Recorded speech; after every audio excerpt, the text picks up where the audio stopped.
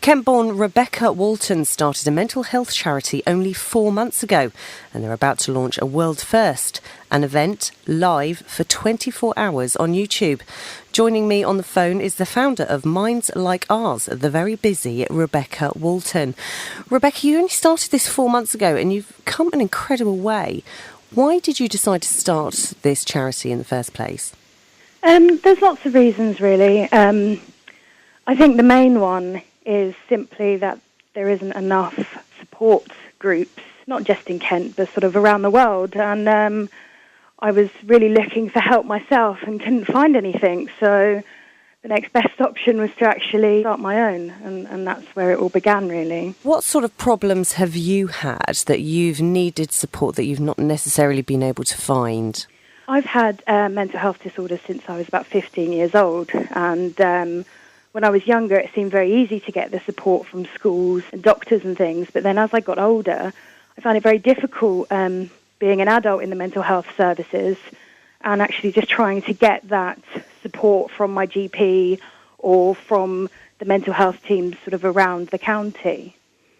Do you think there's a gap in services between, like you said, school, but also middle adulthood up until later? Do you think there's a big gap for younger adults? Yeah, definitely. I mean, many of the members who are actually from this area of Minds Like Ours are between the ages of mid-20s all the way up to in their 60s. And so there is obviously a big gap for a massive age group. And I think it becomes more and more difficult as you get older to actually get the help that you need. So Minds Like Ours, can you tell me a bit about the organisation? What do you do? Well, we're split into two parts. The first part is raising awareness. That includes things such as holding events. We do YouTube videos and blog posts and just trying to spread the word that, you know, it's okay to have a mental health disorder and it's just like having a broken leg or any other medical condition. And then the second part is sort of peer-to-peer support. So we have about 300 members on our forum.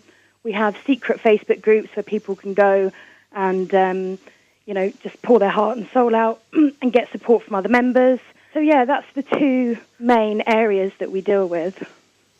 You're quite unique in that the service users in mental health have become service providers because everybody who works on your team has some relationship with mental health. Is that right? Yeah, that's right. So we've got 3 directors. We've all got our own mental health disorders, and then every single member of Minds Like Ours gets to make decisions as to what we do next and what fundraising activities we do. So we are completely run by people with mental health disorders.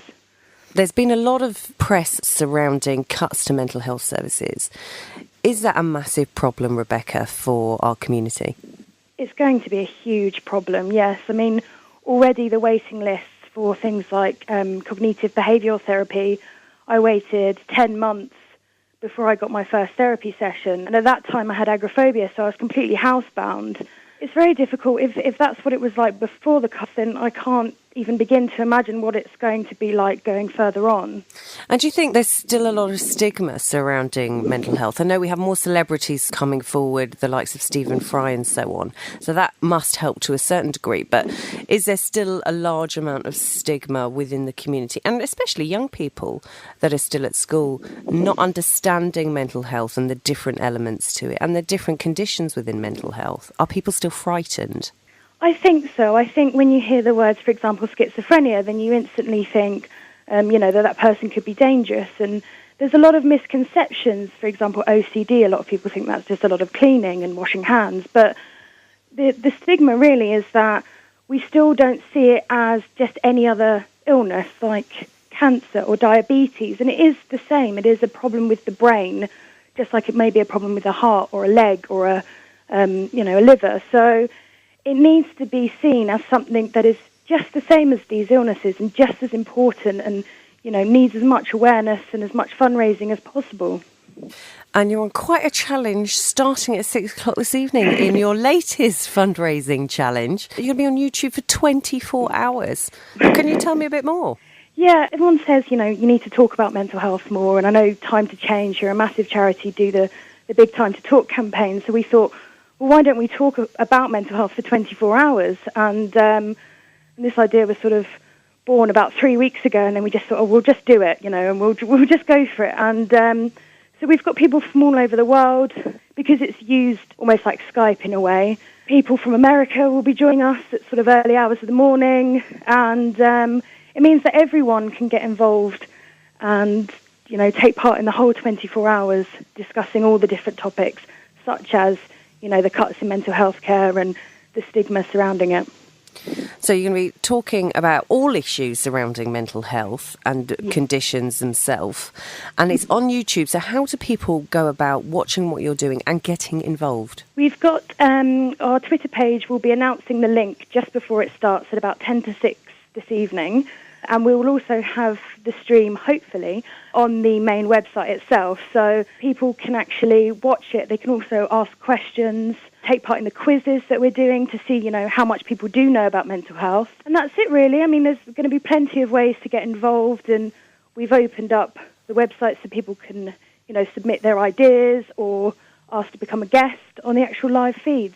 So how has this been received from other mental health charities, the work that you're doing? What do they think about the organisation that you've set up? We get a lot of positive reception from the big mental health charities, such as Mental Health Foundation, who actually fundraise for research.